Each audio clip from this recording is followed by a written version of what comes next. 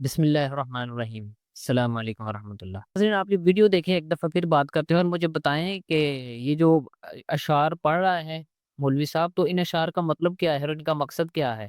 وہابیوں کو پھوڑ دو کہ مار کے دھسوڑ دو، جہاں ملے کھکوڑ دو کہ گردنے مروڑ دو، جہاں ملے کھکوڑ دو کہ گردنے مروڑ دو، کہ آئے گا بڑا مزہ رضا رضا رضا۔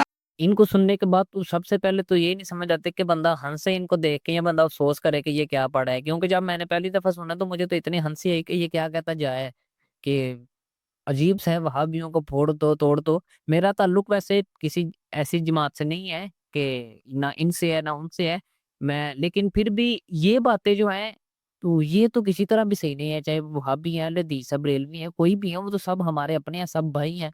تو یہ باتیں سمجھ سے بالا تر ہیں۔ مجھے لگتا ہے کہ یہ جو گفتگو، یہ جو اشعار مولوی صاحب پڑھے ہیں، یہ پاکستانی نہیں ہے، یہ انڈیا کی کوئی محفل ہے اس کے اندر پڑھے ہیں۔ وہ انڈیا میں تو آپ نے دیکھا ہوگا کہ کچھ وقت پہلے ایک جنازے کی ویڈیو آئی تھی کہ جس میں وہ جنازے والے پیچھے کھڑے تھے، تو آگے امام صاحب نے جس نے جنازہ پڑھانا تو اس نے کہا کہ جو اس جنازے کے اندر جو وہابی ہیں نا اور جو دیوبندی ہیں وہ نکل جائیں جنازے سے، کیونکہ اگر وہ نہیں نکلتے تو ان کا نکاح بھی ٹوٹ جائے گا۔ تو مطلب اس طرح کی انہوں نے باتیں کی، تو مطلب یہ چیزیں ادھر ابھی بہت زیادہ موجود ہیں، لیکن پاکستان میں نہیں ہے۔ پاکستان کو جو بریلوی علماء ہیں وہ تو بہت زیادہ قدر کرتے ہیں، بہت سمجھدار ہیں، بہت سوچ سمجھ کے گفتگو کرتے ہیں، ادھر کے عوام بھی ایسے ہی ہے۔ تو ادھر پتہ نہیں کیا چلتا رہتا ہے۔ تو یہاں کے علماء کو چاہیے بریلویوں کو کہ ان کو سمجھائیں کہ یہ ایسے بندوں کو سٹیج پہ کیوں آنے دیتے ہیں جو اس طرح کی باتیں کرتے ہیں۔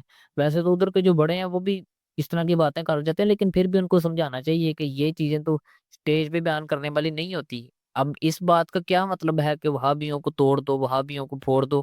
مطلب ایک شخص جو ہے وہ اس کو مذاق میں بھی سمجھ سکتا ہے کہ یار مذاق ہے، اور کوئی سامنے بیٹھا ہوئے بھی سمجھ سکتا ہے کہ ہاں ٹھیک کہہ رہے ہیں، وہ تو گستاخ ہیں، یہ وہ جس طرح کی یہ باتیں کرتے ہیں، تو وہ جدھر ملے اس کو توڑ دو یا اس کو پھوڑ دو۔ تو مطلب یہ تو کسی صورت بھی سمجھ میں آنے والی باتیں نہیں ہیں۔